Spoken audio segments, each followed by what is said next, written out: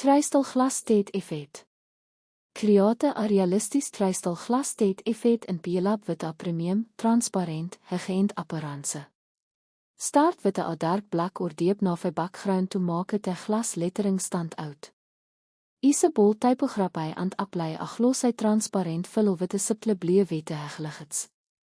Add a bright white stroke around the letters, then use inner shadow and soft outer glow to create a realistic glass depth.